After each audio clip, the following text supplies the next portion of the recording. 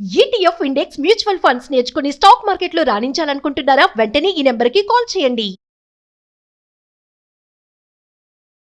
నమస్తే రమగారు. నమస్తే జయ. రమగారు, భీష్ముడికి మహాభారతంలో ఒక ప్రత్యేకమైన స్థానం ఉంది. అసలు ఆయన జననం, తర్వాత ఆయన పూజా విధానం, పుట్టుక, వీటికి సంబంధించి చాలా రకరకాల కథనాలు నేను విన్నాను. అయితే మీ ద్వారా తెలుసుకుందామని. అసలు భీష్ముని యొక్క జననం, ఆ ఇతివృత్తాల గురించి ఏదన్నా చెప్పండి. మహాభారతంలో చిన్న కథలు అంటే మన భీష్ముడు పతాక నాయకుడు. అంటే కథ మొదటి నుంచి చివరి దాకా ఉన్నారు. ప్రతి ఘట్టంలోనూ ఉంటారు. ప్రతి ఘట్టంలోనూ ఉంటారు. అంటే కదా, ఒక కథలో ముందు నుంచి చివరి దాకా ఉండే క్యారెక్టర్స్ కొన్ని ఉంటాయి. అయితే చిన్న కథల రూపంలోనూ చెప్పుకోవచ్చు. మహాభారతం మొత్తం కథ చెప్పినా భీష్ముల వారు ప్రతి చోట మనకు కనపడతారు. శకునిలాగానే. శకునికి ప్రతినాయకుడు పాత్రలో ఉన్నాడు. ఈయన పతాక నాయకుడు అనే చెప్పాలి. ఈయన ఎక్కువగా ఉన్నారు. అయితే భీష్ముడి కథ చెప్పడానికి ముందు భీష్ముడిని ఆయన గురించి చెప్పుకోవాలంటే ఆయన ఒక సిద్ధాంతకర్త, ఒక మహాభక్తుడు. ఇవి రెండు ప్రత్యేకంగా చెప్పాలి. ఎందుకంటే ఇచ్ఛామరణం కలిగిన వ్యక్తులు లోకంలో చాలా తక్కువ మంది ఉంటారు. ఆయన ఎప్పుడు కావాలంటే అప్పుడు మరణించగలిగే వరం కలిగిన వాడు భీష్ముడు. ఎంత అదృష్టవంతుడు. ఆయన అదృష్టం అది. అట్లాంటిది తెచ్చుకున్నాడు ఆయన. అయితే ఇప్పుడు ఈ భీష్ముడి జననం శాపకారణంగా జరిగిందని చెప్తారు. ఆయన మామూలుగా సాధారణంగా భూమిని ఉద్ధరించడానికి పుట్టలేదు, అలా చెప్పబడలేదు మహాభారతంలో. అంటే అలా కనపడుతుంది అనమాట. అష్టవసువులు అంటే 8 మంది వీళ్ళు అన్నదమ్ములు, బ్రహ్మమానస పుత్రులు అని చెప్తారు. వీళ్ళట ఒకసారి వనవిహారం చేస్తూ వశిష్ఠుడి ఆశ్రమానికి దగ్గరలో ఆయన ధేనువును చూసి చాలా సరదా పడ్డారు. ఆయన దగ్గర ఒక ఆవు ఉంది. ఆ ఆవును చూసి చాలా సరదా పడ్డారు. కామధేను అని చెప్తారు. అయితే వీళ్ళు ఏం చేశారంటే ఆ ధేనువుని తోలుకుపోయారు, తీసుకెళ్ళిపోతే ఆఖరి వాడు, అష్టవసువుల్లో 8వ వాడు, దాన్ని తీసుకెళ్ళటానికి ఉత్సాహపడి తనతో లాక్కెళ్ళాడనమాట. ఈ పై వాళ్ళంతా అతనికి సహాయం చేసేసరికల్లా వశిష్ఠుడు దివ్య దృష్టితోటి ఈ సంగతి తెలుసుకుని, ఈ పని మీరు దేవయోనులైన వాళ్ళు మీరు చేయకూడదు. బ్రహ్మమానసపుత్రులు దేవసంతతికి చెందిన వాళ్ళు మానవులు చేసే తప్పిదాన్ని చేశారు కాబట్టి మనుషులుగా పుట్టండి అని శపించేసరికల్లా ప్రాధేయపడ్డారు. అయ్యా మనుషులుగా పుట్టమంటే జనాభరణాలు ఉంటాయి, మా వల్ల కాదు, మమ్మల్ని ఏదో ఒక విధంగా రక్షించు, కాపాడమని ప్రార్థిస్తే ఆయన ఏమన్నాడంటే, ఎవరైతే ఈ ధేనువుని తీసుకెళ్ళడానికి ప్రయత్నం చేశాడో వాడు భూమి మీద బతక తప్పదు. అతను పుట్టాల్సిందే, బతకాల్సిందే. సహాయం చేసిన వాళ్ళు పుట్టి వెంటనే మరణించినా సరిపోతుంది. మానవ యోని యందు పుట్టడం, మనుషులకి జన్మించటం అది తప్పదు. మరణించి మీరు వెంటనే వచ్చేయచ్చు. కానీ ఎవరైతే ఈ ప్రయత్నం చేశాడో అతను మాత్రం భూమి మీద ఉండిపోవాల్సిందేనని చెప్పేసరికల్లా ఈ వసువులు ఏం చేశారు, మనం పుట్టాలి ఎవరికో ఒకళ్ళకి, మనుషులకి అని ఆ మనుషుల్ని సెలెక్ట్ చేసుకునే అవకాశం కూడా వీళ్ళకి ఆయన వశిష్ఠుడు ఇచ్చారు. ఇచ్చేసరికల్లా వీళ్ళు ఏం చేశారు, గంగాదేవి దగ్గరికి వెళ్ళి, అమ్మ నువ్వు మానవ కాంత రూపంలో మనుషులు ఎవరినైనా వివాహం చేసుకుని మమ్మల్ని కనమని అడిగారు. నీ గర్భంలో జన్మిస్తాము, వాళ్ళ మనుషులకి ఎలా పుడతాము, నువ్వంటే సురగంగవి అని బాగా బతిమలాడారు. ఆమె కూడా వాళ్ళ కోసం ఒప్పుకుంది. వీళ్ళకి బాంధవ్యం ఉంది చూడండి. ఎలా అంటే విష్ణువు తాలూకు పాదాల నుంచి, విష్ణుపాదోద్భవి గంగ, విష్ణువు పాదాల నుంచి పుట్టింది గంగాదేవి. విష్ణువు నాభి నుంచి పుట్టినవాడు బ్రహ్మదేవుడు. ఆయన యొక్క మానస పుత్రులు వసువులు. వీళ్ళ దగ్గర సంబంధికులు కదా. ఒప్పుకుంది ఆవిడ. ఒప్పుకుని ఏం చేసింది, ఒకరోజు మానవ రూపం ధరించి భూమి మీదకి వ్యాహ్యాలికి వస్తే ప్రతీపుడు అనే ఒక రాజుగారు, చంద్రవంశానికి చెందినవాడు అక్కడ కనపడ్డాడు. ఈవిడేం చేసింది, వెళ్ళి ఆయన ఒళ్ళో కూర్చుందట. ఆయన అక్కడ సంధ్యావందనం చేసుకుంటూ ఉంటే ఆయన తెల్లబోయాడు. ఏమిటమ్మా అంటే, నేను ఎవరినైనా మానవుడిని వివాహం చేసుకోవాలని చెప్తే ఆయన ఏమన్నాడంటే, అమ్మ మా వంశంలో తండ్రి తొడ మీద కూతురు కానీ కోడలు కానీ కూర్చోవచ్చు. నువ్వు ఇప్పుడు వచ్చి నా తొడ మీద కూర్చున్నావు. ఇది కోడలవ్వాలి లేదా కూతురు అవ్వాలి, తప్ప నేను నిన్ను వరించడానికి వీల్లేదమ్మా.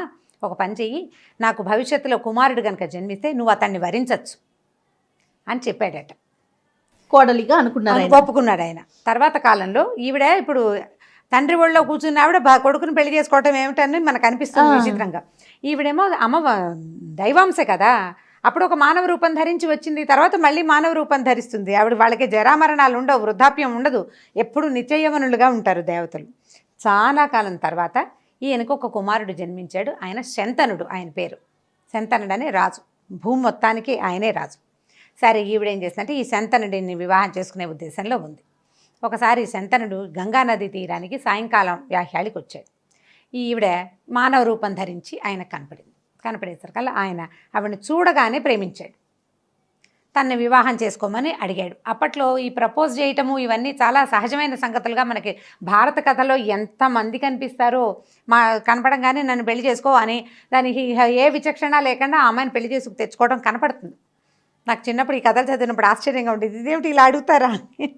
ప్రపోజ్ చేయడం అనేది ఒక పెద్ద విషయం కదా, కానీ అలా సింపుల్గా ప్రపోజ్ చేసేవాళ్ళు. ఆవిడ కూడా ఒప్పుకుంది. ఏమని చెప్పిందంటే, నేనేం చేసినా నన్ను నువ్వు ఏమీ అడగకూడదు. ఇది ఎక్కడ న్యాయం అండి? అంతే, నువ్వు అడిగేదాకా నువ్వు ఏదైనా అడిగావో నేను వెళ్ళిపోతా, నువ్వు అడగకపోతే నీతో ఎన్నాళ్ళైనా ఉంటాను. సరేనా ఒప్పుకున్నాడు. ఆవిడ నచ్చింది ఆయనకి. ఊరుకోవటమే, ఆమె ఏం చేసినా ఊరుకుందాం అనుకున్నాడు. సరే తెచ్చుకున్నారు, వివాహం చేసుకున్నారు. సరే కలిసి కాపురం చేస్తుండేవారు. ఆవిడ గర్భవతి అయింది. ఒకనాటి సాయంకాలం చీకటి పడ్డాకో తెల్లవారుజామునే కన్నది. డెలివరీ అయిపోయింది. మగపిల్లాడు పుట్టాడు. అందరూ చెప్పుకున్నారు, ఆహాహా అమ్మాయికి గంగాదేవికి మగపిల్లాడు పుట్టాడు అన్నారు. ఈవిడేం చేసింది, సరే డెలివరీ అయింది. రాజుగారు పిల్లాడిని చూడడానికి వస్తున్నాడు. ఈవిడ మంచం నుంచి లేచి పిల్లాడిని చంకలో పెట్టుకుని చేత్తో పట్టుకుంది. చకచక బయటికి నడవటం మొదలెట్టింది. ఆవిడ ఎక్కడికి వెళ్తుందో దాసదాసి జనానికి అర్థం అవ్వలేదు. రాజుగారు కూడా ఆశ్చర్యపోయాడు. బాలింతరాలు అప్పుడే కన్నది, పిల్లాడిని ఎత్తుకుని వెళ్తోంది బయటికి. ఆవిడ వెనకాలే రాజు కూడా వెళ్ళాడు. ఆవిడ అలా గంగా తీరానికి వెళ్ళి ఎత్తి విసిరేసింది గంగలోకి పిల్లాడి. నిర్ఘాంతపోయాడు రాజు. ఏం చేయాలో తెలియదా. అడిగితే వెళ్ళిపోతుంది, అదే అడగటానికి లేదు. అడిగావా వెళ్ళిపోతుంది. ఆవిడ తిరిగి వచ్చి రాజును చూసి చూడట్టుగా చూసేసి వెళ్ళిపోయింది మామూలుగా. ఆయన మొహంలో 1,15,00,000 ప్రశ్నలున్నా ఆవిడ దగ్గర ఒక్క సమాధానం కూడా లేదు, నవ్వు తప్ప ఏమీ లేదు. ఈయనకేం చేయాలో తెలియలేదు. చాలా దిగులు పడ్డాడు, ఇదేమిటి ఇలా అయింది అని. ఇలా 1 సారి 2 సార్లు 3 సార్లు 4 సార్లు 5 సార్లు 6 సార్లు 7 సార్లు ఆవిడ కన్నది. మగపిల్లవాడే పుట్టేవాడు. ఈ పుట్టిన మగపిల్లాడిని ఈ పిల్లాడిని ఎత్తుకుని ఈవిడ గబగబా గంగా నదికి నడిచి వెళ్ళిపోయేది. ఆ పిల్లాడిని ఎత్తి గంగలో పడేసేది. వీళ్ళు 2-3 కాన్పులు అవ్వగానే ప్రజలందరికీ దాసదాసి జనానికి తెలిసిపోయింది, ఈవిడికి ఏదో తిక్క తిరుగుతుంది. ఇలా పిల్లాడు పుట్టంగానే ఏముంది, మగపిల్లాడు పుట్టితే గొప్ప ఏమీ లేదు. ఏ పిల్లాడు పుట్టినా ఒకటే. పిల్లాడు పుట్టంగానే ఈవిడ మంచం దిగుతుంది, పిల్లాడిని ఎత్తుకుంటుంది, తీసుకుపోతుంది, నీళ్ళలో పడేస్తుంది. రాజుకి ఇక్కురుమండు. మామూలుగా రాజస్థానాల్లో మగపిల్లాడు పుట్టాడంటే తర్వాత రాజు పుట్టినట్టే కదా, చక్రవర్తి కుమారుడు, రేపొద్దున వీడే మన భవిష్యత్తు రాజని ఆశ పెడుతుంది ప్రజ. ఆశ లేదు, ఏమీ లేదు. తెల్లారేసరికి ఈవిడ పిల్లాడిని ఎత్తుకుని వెళ్ళిపోతుంది, గంగలో పడేస్తుంది, తెలిసిపోయింది వాళ్ళకి. ఇలా 7 సార్లు జరిగింది. 8వసారి ఇక ఆయన ముందే నిర్ధారించుకున్నాడు, ఈసారి మాత్రం ఇంకా ఈమెను స్పేర్ చేయకూడదు, ఎలాగైనా ఈవిడిని అడిగేయాలని. ఉంటే ఉంటుంది, వెళ్ళిపోతుంది. ఆవిడ సిద్ధంగానే ఉంది ఆవిడ కూడా సమాధానం చెప్పడానికి. సరే 8వసారి కన్నది. సరే లేచింది, పిల్లవాడిని ఎత్తుకుంది. మళ్ళీ పిల్లాడే ఆ పిల్లాడిని ఎత్తుకుంది నడుస్తోంది. ఆయన గబగబా వెళ్ళాడు రాజు. గంగ దాకా వెళ్ళేసరికి పట్టుకున్నాడు ఆవిడ్ని. ఏమిటమ్మా నీ సంగతి, 7 చక్కటి తేజోవంతులైన కుమారులను కన్నావు, ఏం గర్భం నీది, కన్న కడుపు లేదు నీకు, ఇట్లా గంగలో పడేస్తావా, ఈ పిల్లాడిని కూడా పడేయటానికే వచ్చావు, నువ్వు ఏం చేసినా సరే ఈ పిల్లాడిని పడేయటానికి నువ్వు వీల్లేదు, నీ వల్ల ఈ శోకాన్ని నేను తట్టుకోలేకపోతున్నాను, ఈ కలిగిన కుమారుల మీద ఉన్న దుఃఖాన్ని పోవటం లేదు, ప్రజలంతా నన్ను నానా రకాలుగాను అనుకుంటున్నారు, నా దేశము పాడైపోయేలాగా ఉంది, నా మనసు పాడైపోయింది, ఈ పిల్లాడిని నువ్వు పడేయటానికి వీల్లేదంటే ఆవిడ నవ్వింది. రాజా నన్ను ప్రశ్నించవు నువ్వు, ఇంకా నేను ఉండను, నువ్వు వెళ్ళిపోయినా సరే నా పిల్లాడిని పడేయటానికి వీల్లేదన్నాడు. అప్పుడు ఆవిడ చెప్పింది, నేను గంగని, మానవకాంతని కాను, ఈ పిల్లవాడు కొద్దిగా ప్రయోజకుడయ్యాక నీకు తెచ్చప్పచెప్తాను, ఇతను నీతోటే ఉంటాడు అని చెప్పి పిల్లాడిని తనతో తీసుకెళ్ళిపోయింది. కొంతకాలం తర్వాత కొంచెం పెరిగిన పిల్లవాడిని ఆయన చూశాడు.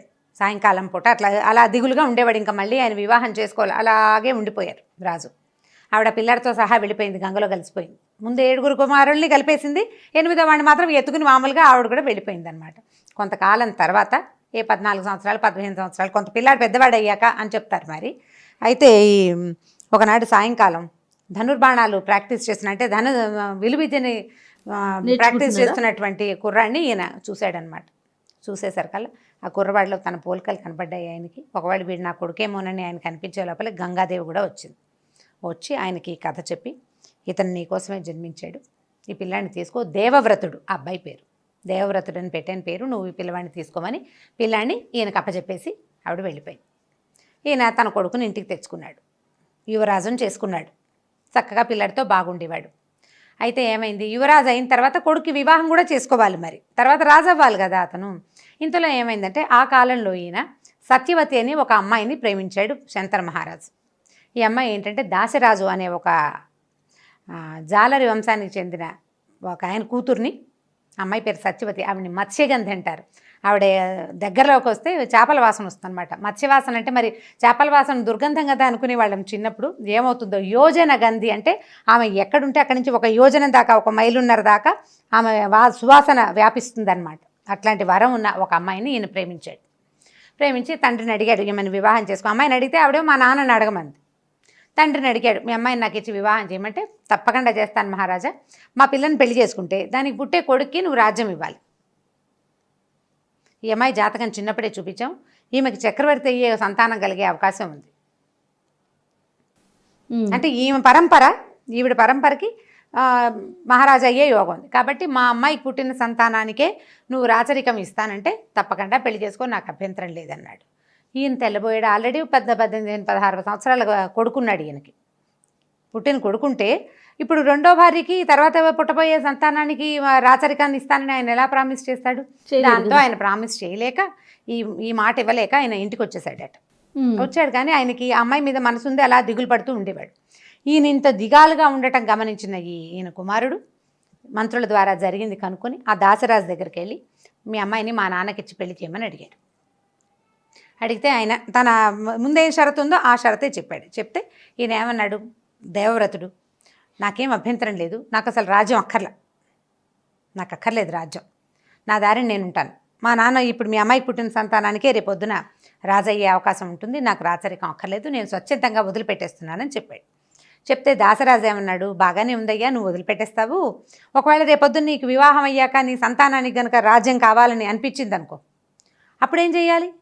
వాళ్ళు వీళ్ళు కొట్టుకోరు, ప్రజలంతా నిన్నే సమర్థిస్తారు. ఎందుకంటే నీ పిల్లలకే ప్రథమ అర్హత ఉంది కాబట్టి. ఇప్పుడు అర్హత లేదు రెండో భార్య సంతానానికి, ప్రధానమైన అర్హత ఉంది పెద్ద భార్య కొడుకే ఉంటుంది. ప్రజలంతా నిన్నే సపోర్ట్ చేస్తారు కదా అనేసరికల్లా ఈయన ఏం చేశాడంటే, పంచభూతాల సాక్షిగా జీవితంలో వివాహం చేసుకోనని ప్రతిజ్ఞ చేశాడు. తండ్రి కోసం భీషణమైన ప్రతిజ్ఞ చేశాడు కాబట్టి ఆయన్ని భీష్ముడు అన్నారు.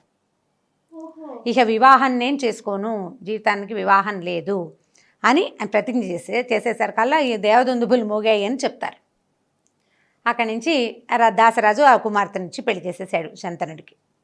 ఈ భీష్ముడు అనే పేరు వచ్చింది దేవవ్రతుడికి. అప్పటి నుంచి ఆయన ఆ వంశాన్ని, తండ్రి వంశాన్ని కాపాడుతూనే ఉన్నాడు చివరి వరకు. ఇప్పుడు అక్కడ ఉన్న వాళ్ళలో ఎవ్వరూ అతనికి రక్త సంబంధికులు కాదు, ఎవ్వరూ కాదు. భారత కథే మనకు విచిత్రంగా ఉంటుంది. ఇంతకుముందు ఒకసారి చెప్పుకున్నాం కదా, ఈ భీషణమైన ప్రతిజ్ఞ చేసిన భీష్ముడు చివరి వరకు ఉండి యుద్ధంలో పడిపోయి కూడా ఇచ్ఛామరణం ఎప్పుడు కావాలంటే అప్పుడు మరణించే అవకాశం ఉండటంతో ఆ ఏకాదశి వచ్చేదాకా, అంటే ఉత్తరాయణ పుణ్యకాలం వచ్చేదాకా ప్రాణాలని నిలబెట్టుకుని ఉంచుకుని ఉత్తరాయణ పుణ్యకాలం వచ్చాకే తన ప్రాణాన్ని విడిచిపెట్టారు. ఈ భీష్ముడు, ఆయన పేరే భీష్ముడు అనుకుంటాం, పేరు భీష్ముడు కాదు. భీషణమైన ప్రతిజ్ఞ చేయటం వల్ల ఒక 18 సంవత్సరాలు 19 సంవత్సరాల కుర్రవాడు జీవితంలో వివాహం చేసుకోనని ప్రతిజ్ఞ చేయటమే ఒక పెద్ద ప్రతిజ్ఞ. తర్వాత ఇంకా అసలు అలాంటి వాళ్ళు చరిత్రలో ఎక్కడా కనపడరు మనకి. వివాహితులు ప్రతిజ్ఞలు చేసిన వాళ్ళు కనిపిస్తారు, ఇలాంటిది కనిపించదు. అందుకని భీష్ముడు చాలా ప్రత్యేకమైన కదా, భీష్మ ప్రతిజ్ఞ చేయటం అంటాం కదా. భీష్మ ప్రతిజ్ఞ అంటే ఇదే, వివాహం చేసుకోని అన్నాడు, స్వచ్ఛందంగా రాజ్యాన్ని వదిలిపెట్టేశాడు. తర్వాత తమ్ముళ్ళని కాపాడాడు, తమ్ముళ్ళ పిల్లల్ని కాపాడాడు, వాళ్ళ పిల్లల్ని కాపాడారు. ఎన్ని తరాలో చూసారు తరాల్ని ఆయన కాపాడి పిల్లల్ని శ్రద్ధగా చాలా బాగా కురువంశాన్ని కాపాడుకొచ్చారు. అంటే చంద్రవంశానికి అంటే పెట్టని కోటగా ఆ వంశానికి ఉండిపోయాడు ఆయన. అదే భీష్ముడి ప్రత్యేకత. అయితే గంగా గర్భాలు అవన్నీ మనకు కొంచెం చిత్రమైన కథగా ఉంటుంది. వసువులకి ఆవిడ మాట ఇచ్చింది, పుట్టిన పిల్లల్ని పుట్టినట్టు తీసుకెళ్లి గంగలో వదిలేసింది. వాళ్ళు తమ మామూలు లోకాలలోకి వెళ్ళిపోయారు. ఒకళ్ళ తర్వాత ఒకళ్ళు మానవ యోనిని యందు జన్మించటమే అతిపెద్ద దుష్కరమైన కష్టంగా చెప్తారు పురాణ గాథల ప్రకారము. ఇప్పుడు ఒక జీవి ఒక చిన్న ప్లేస్లో అలా ఇరుక్కొని ఉండటం, మాతృగర్భం అంటే హింస, మహాహింస, ఒక చిన్న దాంట్లో ఉండటం, ఒక ఇరుకైన ద్వారం నుంచి ప్రాణావశిష్టంగా తల్లికి ప్రాణం పోతుందో బిడ్డకు ప్రాణం పోతుందో తెలియదు, అలా బయటికి రావటమే అతిపెద్ద బాధగా చెప్తారు. ఆ పెద్ద బాధని భరించి మళ్ళీ తమ శాపాన్ని పోగొట్టుకుని వెళ్ళిపోయారు వాళ్ళు. కానీ పొరపాటు చేసినటువంటి ఆఖరి వాడైన వసువు ఇలా ఉండిపోయాడనమాట భూమి ఈ మీద సందర్భంగా తల్లి గొప్పతనం మాట్లాడుకోవాలి, అదే మనం కదా. గుర్తించాలి. భీష్ముల వారి ప్రతిజ్ఞ, గొప్పతనం ఆయన ఆయన ప్రతిజ్ఞ తెలుసుకోవాలి. అంటే భీష్ముడి గురించి మనం వేరు క్యారెక్టర్స్ గురించి చెప్పుకుంటాం అనుకోండి. అవునండి. మహాభారతంలో భీష్ముడి క్యారెక్టర్ గురించి చెప్పుకునేటప్పుడు ఈ కథ చెప్పుకోవచ్చు. పిల్లలకి చెప్పడానికి ఇది మంచి చాలా కథే. బాగుంది. ఇప్పుడు కొంత బ్రీఫ్ చేయొచ్చు. నేను మీకు తల్లులకు కాబట్టి బాగా వివరంగా ఇలా చెప్పాను. అవును. కొద్దిగా బ్రీఫ్ చేసి కనుక చెప్తే ఇలా ఈవిడ పిల్లల్ని పడేసింది అది కూడా చెప్పచ్చు, ఏం కాదు. కానీ ఈ మాతృగర్భం లాంటి సంఘటనలు కొంచెం ఆపుకున్న సులువుగా పిల్లలకి చెప్పచ్చు. ఇవి అమరచిత్ర కథల్లో కూడా భీష్మ స్టోరీ కనపడుతుంది. చిన్న ఒక 15 పేజీలు 12 పేజీల కథలు కనిపిస్తాయి. ఇలాగే ఆయన ఎలా పుట్టారు ఏమిటి అనే కథ కనిపిస్తుంది. చాలా బాగుంది రమ్మగారు. నీకు తెలీదా ఇప్పటిదాకా? నేను కొద్దిగా తెలుసు కానీ వివరంగా కొంచెం తెలీదు. తెలుసు కానీ ఇంత వివరంగా తెలియదు. చాలా బాగుంది రమ్మగారు. పిల్లలకి చెప్తానికి కూడా మీరు అన్నట్లుగా బాగుంటుంది. ఇంకొక స్టోరీలో మళ్ళీ కలుద్దామండి. తప్పకుండా. నమస్తే. నమస్తే.